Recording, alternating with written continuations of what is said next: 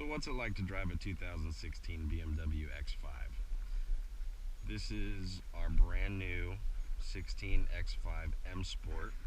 This is the Xdrive-35i, and recently put some 22s on there.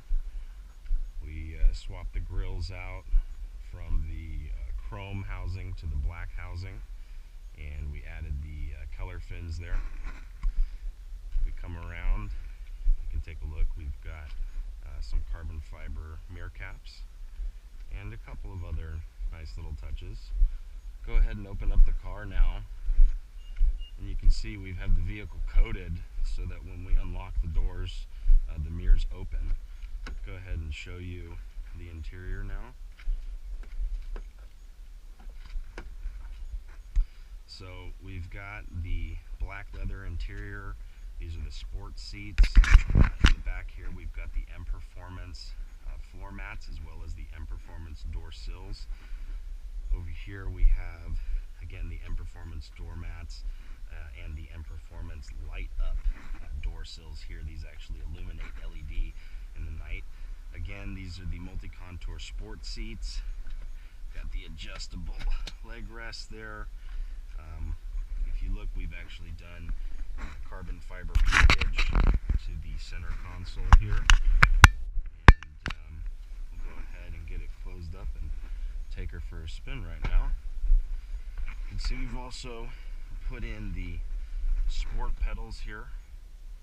These are the pedals that come in the X5M. So I originally bought this car. We'll go ahead and start it up now.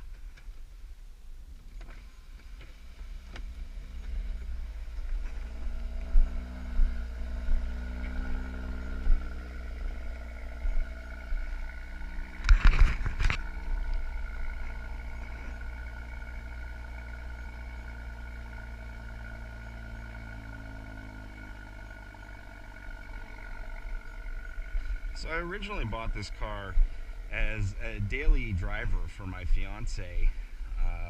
As you guys probably already know, I drive a 2004 Cummins turbo diesel as my daily, and so I bought this car for the fiance and the baby, the newborn. We have a 4-month-old now, and you know, I've always wanted the BMW, never had the BMW. Finally was able to make it happen. And when I went for my first test drive, you know, I started out by actually driving an X5, the 50i first, the V8. And although it had quite a bit more power than this truck, it's definitely a considerable difference. I actually felt like this vehicle was more refined and just overall more comfortable in terms of, you know, my fiance using it than the V8. Also, I liked that it was obviously a cheaper option, and you know, the fuel economy, you know, I'm not mad about that either. So I went ahead and pulled the trigger on the 35i. Again, this is the M-Sport line, so this has the skirts, the front bumper, the rear bumper, just the overall aerodynamic package, and it has a couple of features on the interior similar to the X5M. And I mean, overall it really gives the look and the feel of the X5M without the price tag. Now, of course, it's not going to be as fast as the X5M, but you know, in reality, you can't always use that power all the time. Don't get me wrong, it's nice to have it there. I'd love to have an X5M, but just not time for that vehicle yet, and for the specific application in regards to this being my fiance's vehicle, it just didn't really make sense. You know, I'm probably looking to get myself into something a little bit more hyper come the end of this year. And so, you know, we'll be looking forward to that. But in the meantime, this is the toy that we get to play with right now. So what I have done to this vehicle, and I'll show you right now in the vehicle info, the first thing that I did was I actually purchased the MPPK, the M Performance Power Kit from BMW. I'm going to roll up the windows right now. Hopefully the sound wasn't affected while we were just driving around. So first thing I did was I picked up the MPPK. Now I bought this truck without the MPPK installed, which, you know, if you are looking into leasing or purchasing any new vehicle from BMW, I would highly recommend, especially if you're talking about specifically the X5 Xdrive-35i, I would highly recommend having the MPPK tune installed prior to taking delivery of your vehicle. For me, it was a bit of a fiasco just to get these numbers here from the 320 to 400. I had to you know, source the MPPK kit online. I found a pretty decent price on it, but then after purchasing it, which is basically $1,000 for an envelope that has a code in it, you have to then take that envelope to BMW and you have to have them program that code into your vehicle. Now, I got quotes from every different BMW dealership in San Diego, and it was just all over the place. I mean, some guys were quoting me $300, $400, $500. You know, in the end, I ended up spending, I think, $165, which is basically an hour's worth of labor. But I mean, even then, if you look at the actual technical spec release from BMW in regards to the installation required for this MPPK, which is the M Performance Power Kit, it actually says that it's 0.25 hours for install plus coding. So they leave this coding on there as this open-ended thing that, in a sense, just allows them to kind of tack on whatever price tag they see fit. So I would really recommend having the MPPK installed prior to taking delivery of your vehicle if possible. If not, it is still highly recommended in regards to improving the driving performance and just the overall enjoyment of the vehicle. I'm not going to lie, you know, even coming from a 2004 Dodge Ram 2500 Cummins quad cab long bed turbo diesel, you know, and that truck has a bit of work done to it, intake, exhaust, and a tuner. And it's even got a lift, a 6-inch lift on 37s. That truck is still faster than this BMW when I originally picked it up. So I immediately was already looking for more power from day one. I hate to say it, but it's the truth. You know, I think realistically, if I had to do it over, and if this was my daily driver, I'd probably go with the 50i.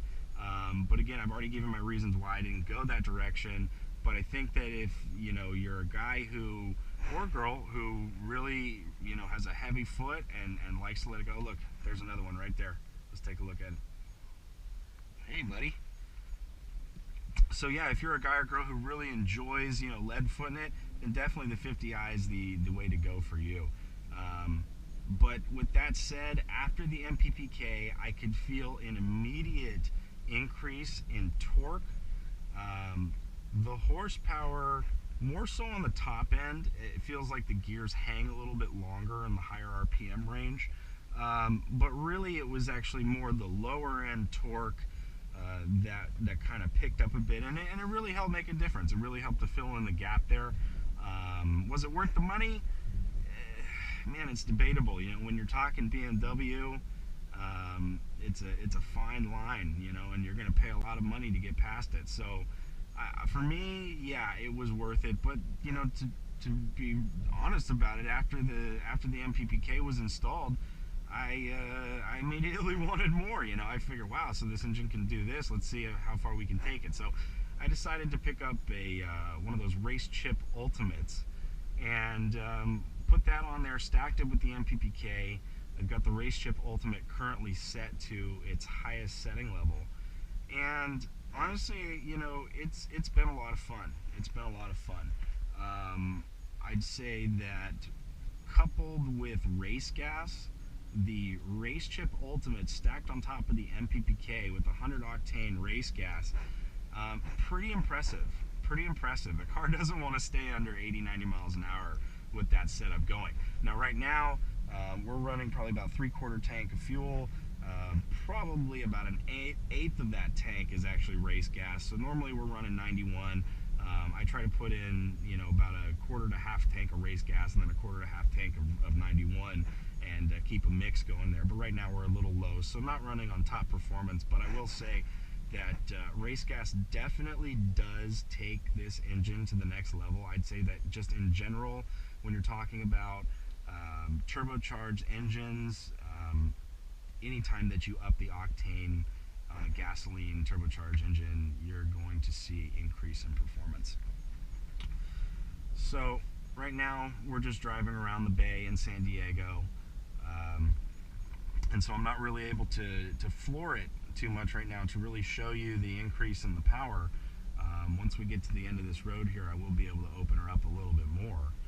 But a few other things that I'd like to talk about in this vehicle are, first of all, the comfort package. So, I've always been a fan of the Mercedes and BMW, obviously any vehicle that has the soft closed doors where you only have to ever so gently engage the door and then it automatically closes itself.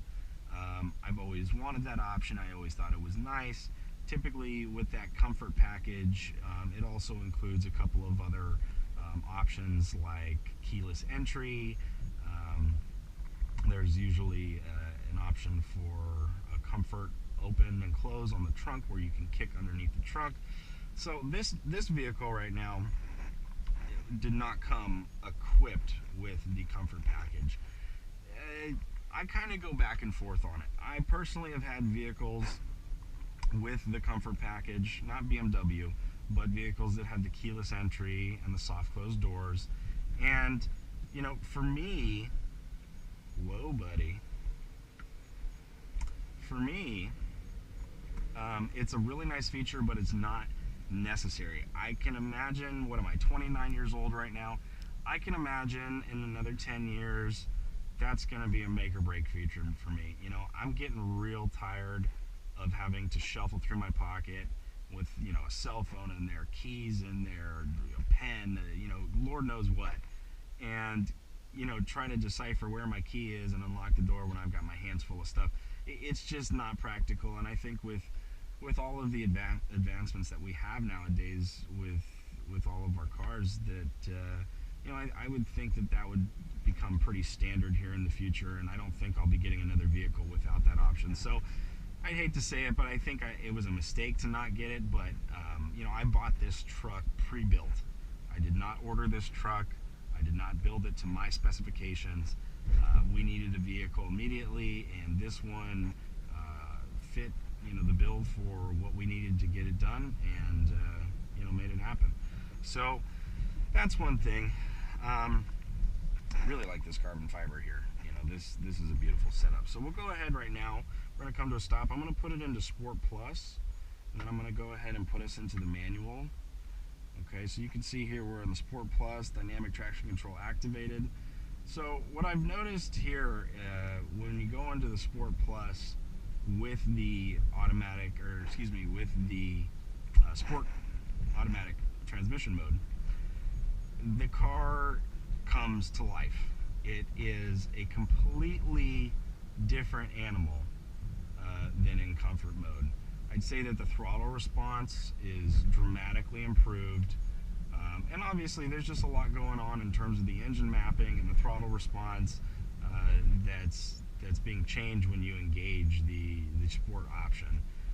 For me personally, I prefer to drive the truck at all times with the sport option engaged. I know my fiance, I don't even think she's figured out how to switch it over to sport yet. She's not really much of a lead foot, but I have encouraged her. Hopefully she'll get there. We're going to try to come up to a turn here where we can kind of engage the truck a little bit and show the handling and the acceleration. We just got a lot of traffic here this morning. So overall, I'm really happy with my purchase. The truck is extremely comfortable. I did not get the third row seating or the self-leveling, so this truck is running on springs on all four corners. The ride, most of the time it's pretty impressive. I wouldn't knock it. For the money that I spent, sometimes I do feel it's a little a little rocky in the back, but again, I think that really has to do with the springs and the fact that I only got the standard sport suspension. You know, a lot of the M-Sports, I think it's only a $900 option. I don't know why my dealer didn't, you know, order the car with it. But a lot of the M-Sports come with this adaptive suspension option, and this truck doesn't have it. But I will say, in a straight line, she definitely knows how to go.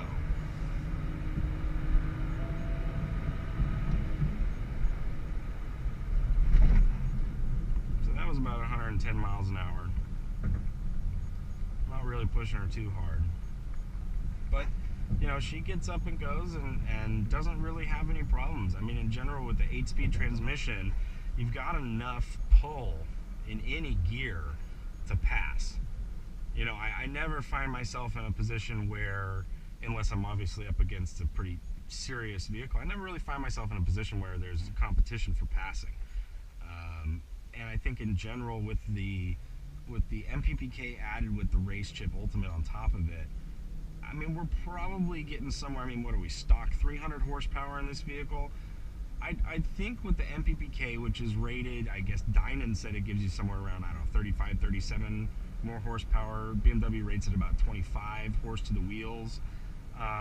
Plus the Racechip Ultimate, we're probably somewhere around 360 to 380 horsepower respectively, I would think. And it does well. You know, the all-wheel drive system that we're engaging right now, I mean, it handles. And we've got these 22s on here. We're running 305 width in the front with a 335 width in the rear. And I mean, she just sticks. You know, I really don't have any complaints. I don't have any traction issues. This truck did come stock with 275 in the front and 305s in the back on 20s. So like I said, we swapped those to 22s with the 305 in the front and the 335 in the rear. Oh, hey there, X5 buddy. And I've been really happy with it so far. I think one of the next things that we're going to do with this truck is we're going to swap out the springs for some H&R lowering springs, both front and rear, because again, we don't have the self-leveling airbags. We're running springs all the way around. And so I think we're going to drop the truck and probably put some spacers on there, something like maybe a 5mm up front, maybe a 15mm in the back. We'll really have to take a look at the dimensions once we get it lowered. But I'll be doing that with Ben over at RG Sports Shop in Baldwin Park next week. And you know, I'm really looking forward to how it turns out. You know, I've never had a lowered vehicle. I've had lifted trucks, never had a lowered vehicle. And you know, I know what comes with it. I know the suspension bounce, I know the rough ride, and I know this being the fiance's daily driver, she might just hate it. But realistically, with what I've done to the vehicle already, I feel that lowering it is really going to take it to the next level.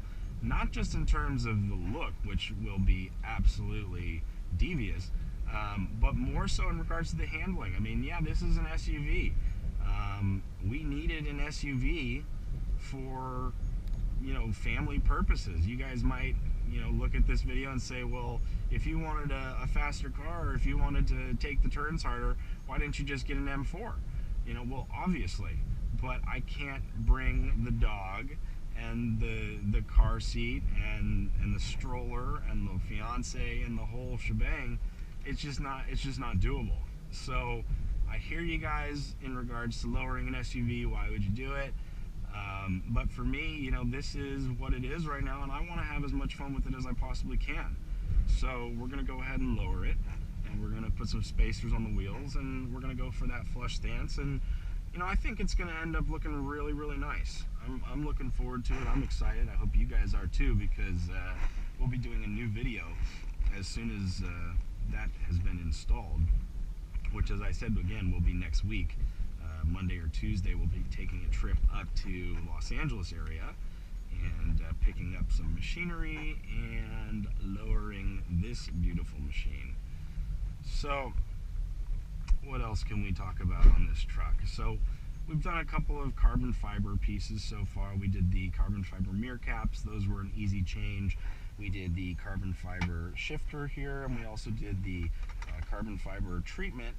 As you can see, our key is carbon fiber. And, overall, I actually really enjoy the carbon fiber against the wood. I wasn't sure whether or not I would particularly like that contrast. And I mean, guys, look at this. It's gorgeous. I mean, look at that against the wood. I mean, the carbon fiber against the wood actually works. I'm really surprised at that. BMW makes an aftermarket carbon fiber kit which will actually replace the door wood panels, the dash wood panels, with their BMW OEM carbon fiber, and it's gorgeous. And I've been considering doing it, albeit a $1,500 option. And I'm actually kind of leaning towards keeping the wood now that I have this little bit of carbon fiber in here, and I'm actually happy that I started with doing a smaller carbon fiber treatment than going, full force with it, and then ending up spending all this extra money and having these extra parts that nobody really wants. I think that just the subtleties are really nice. BMW, for the M-Sport line, they make a carbon fiber front bumper lip as well as a carbon fiber rear bumper lip that also has the option for these carbon fiber wings that are on the side of the bumper. Gorgeous kit, looks beautiful. I've seen it installed in person. But at the end of the day, you're looking at spending easily $3,000 to $3,500 or so for these 3 different carbon fiber pieces, and you're going to end up, having to pay someone to either install that or install it yourself. I mean, look, it just ends up getting so expensive. And for me, with having the fiance driving this thing, look, if I bump the carbon fiber, if I messed it up, okay, that's on me. But if she did that, I wouldn't want her to have to deal with the sorrow of that situation. So I think that at this point in time, we're gonna kind of refrain from going forward with the carbon fiber stuff. I mean, look, I'm the kind of guy, I like to spend every last dime I have until that vehicle looks perfect.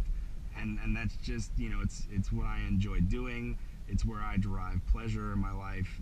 It's one of my favorite things to do is to modify and customize vehicles. But at a certain point, it just doesn't make sense. And I'm always the one to say, go for more, over the top, bigger's better, faster, the whole thing.